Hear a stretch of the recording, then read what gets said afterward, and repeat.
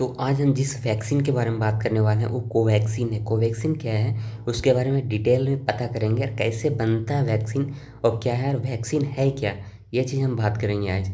तो सबसे पहले कि कोवैक्सीन क्या है कि इंडिया में एक वैक्सीन बनाया गया कोरोना वायरस के लिए। तो कोरोना वायरस के लिए जो वैक्सीन बनाया गया वो बनाया भारत बायोटेक। भारत बायोटेक एक कंपनी है जो बना है, वो जो भारत बायोटेक है पोलियो का वैक्सीन बना चुका। तो भारत बायोटेक किसके साथ कोलैबोरेट करके बनाया है? आईसीएमआर और एनआईवी। आईसीएमआर मतलब इंडियन काउंसिल मेडिकल रिसर्च है, और एनआईवी जो पुणे में है, वो दोनों मिलकर भारत बायोटेक के साथ इस कोवैक्सीन को बनाया है। और डीसीजीआई जो है वो अप्रूव कर दिया phase 1 phase 2 human clinical trial के लिए इंडिया में। तो वो देखते हैं कि क्लिनिकल ट्रायल होता क्या है। तो क्लिनिकल ट्रायल क्या है? क्लिनिकल ट्रायल क्या है कि अगर कोई भी वैक्सीन बनता है, अगर कोई वैक्सीन रेडी हो गया तो उसको क्लिनिकल ट्रायल किया जाता है। तो जो क्लिनिकल ट्रायल होता है सो सबसे पहले होता है प्री क्लिनिकल। प्री क्लिनिकल क्या होता है कि एनिमल लोग पे ट्रायल किया जाता है। जितना भी एनिमल है, एनिमल के ट्रायल करने के बाद उसको क्लिनिकल, उसके बाद आता है क्लिनिकल ट्रायल। क्लिनिकल ट्रायल में क्या है कि ह्यूमन बींग पे किया जाता है। तो ह्यूमन बींग में जो सबसे पहले वो फेज़ 1 फेज़ 2 फेज़ 3। फेज़ 1 में क्या है कि उसमें 20 से 80 पार्टिसिपेंट इन्वॉल्व रहता है। फेज़ 2 में क्या है 100 से 30 पार्टिसिपेंट इन्वॉल्व रहता है। और फेज़ 3 में क्या है कि 1000 से 3000 पार्टिसिपेंट इन्वॉल्व रहता है। अगर इस सब फेज़ में अगर प्रोसेस बढ़ गया तभी वो आगे बढ़ता है। अगर फेज़ 1 गया और फेज़ 1 हम किसी 20 से 80 पार्टिसिपेंट पे डालें और उस पर कोई इफेक्ट आ गया तो फेज़ 2 में नहीं जाएंगे, वो पूरा बर्बाद हो जाएगा। उसके बाद प्री क्लिनिकल वगैरह फिर से करना पड़ेगा, फिर से वैक्सीन बनाना पड़ेगा। इसका मतलब वैक्सीन वो पूरा कंप्लीट नहीं हुआ है। तो फेज़ 1 हुआ, फेज़ 2 हुआ, फेज़ 3। जब फेज़ 1 फेज़ 2 फेज़ 3 पूरा अप्रूव हो जाएगा, अगर उस पर कोई इफेक्ट नहीं आएगा तीनों पे, तो हम लोग क्या करेंगे, इसको सबमिट करेगा एफडीए के पास। एफडीए क्या है? तो वो ड्रग जितना है, drug approval phase 1 phase 2 phase 3 के मिलने के बाद फिर एफडीए के बाद, तो एफडीए क्या करेगा, कंफर्म करेगा सेफ्टी और उसका इफेक्टिव जो है, वो दोनों चीज़ को कंफर्म करके वो फेज़ 4 में डालेगा। फेज़ 4 में क्या है कि फिर से 1000 पार्टिसिपेंट से पे अथी करेगा और फिर उसका चेकअप करेगा। और जब पूरा अप्रूव हो जाएगा तो फिर ड्रग अप्रूव हो जाएगा, तब फिर उसको मैन्युफैक्चर किया जाएगा। तो इतना प्रोसेस होता है क्लिनिकल ट्रायल के लिए। तो अभी जो कोवैक्सीन मिला है उसका क्लिनिकल ट्रायल होने वाला है इंडिया में, और कुछ जगह पे हो रहा है।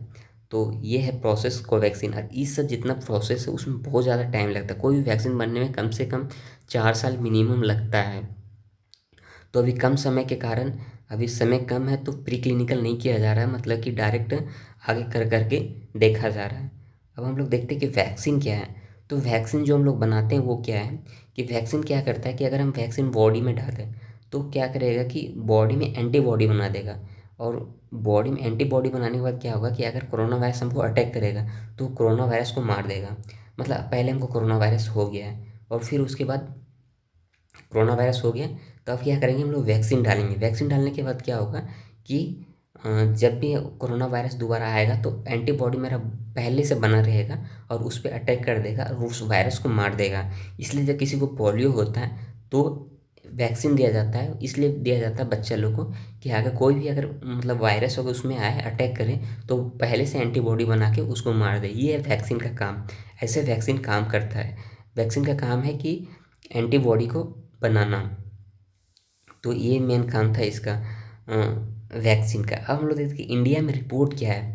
तो इंडिया में जो रिपोर्ट है वो है कि आईसीएमआर 12 मेडिकल इंस्टीट्यूट को सिलेक्ट किया है ह्यूमन ट्रायल करने के लिए, और जो उसमें है वो पटना है। और पटना क्या किया कि 13 जुलाई से इसको स्टार्ट कर दिया ट्रायल के लिए। और जो सबसे पहले है वो 18 पीपल 18 वॉलंटियर सेलेक्ट हुआ है, और उसका एज है 18 से 55, ये सब एज का सिलेक्ट हुआ ट्रायल के लिए। और आईसीएमआर गाइडलाइंस के रूल्स के हिसाब से जो फर्स्ट डोज दिया जाता है, वैक्सीन दिया जाता है, उसका रिपोर्ट पूरा अच्छा रहना चाहिए, पूरा फाइन रहना चाहिए, तभी उसको वैक्सीन देगा। तो पटना एम्स सेलेक्ट किया है 18 वॉलंटियर को, और उसको वो वैक्सीन इम्प्लीमेंट कर दिया है। और उसके बाद क्या होता है कि जब फर्स्ट डोज दिया जाता है तो उसका रिपोर्ट जब फाइन आता है तो उसके बाद फिर मतलब कि डॉक्टर फॉर विजन में 2 से 3 घंटा तक रहता है, उसके बाद उसको घर भेज दिया जाता है। तो ये था वैक्सीन का रिपोर्ट कैसे ट्रायल किया जाता है, पहले कैसे सेलेक्ट किया जाता है। और ऐसा पर्सन को सिलेक्ट किया जाता है जिसको सब चीज़ ठीक है, और उसको सब चीज़ पहले चेकअप करके फिर उस पर ट्रायल किया जाता है। अभी जो सबसे आगे वैक्सीन का रिपोर्ट जो सबसे आगे चल रहा है वो रूस चल रहा है। रूस फेज़ 1 फेज़ कंप्लीट कर चुका है, फेज़ 1, और अभी सबसे आगे चल रहा है। अगर रूस कंप्लीट कर लेता है फेज़ 2 फेज़ 3, तो वो सबसे पहले जो फर्स्ट ऐसा कंट्री होगा जो वैक्सीन सबसे पहले बना के रेडी